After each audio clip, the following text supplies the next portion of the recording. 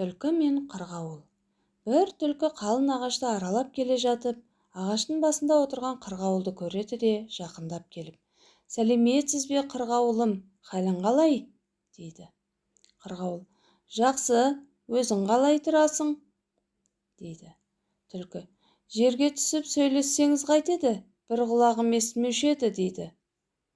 Қырғауыл: «Жерге түсуге қорқамын, жерде әртүрлі аңдар бар, бізді жеп қоюы мүмкін» дейді.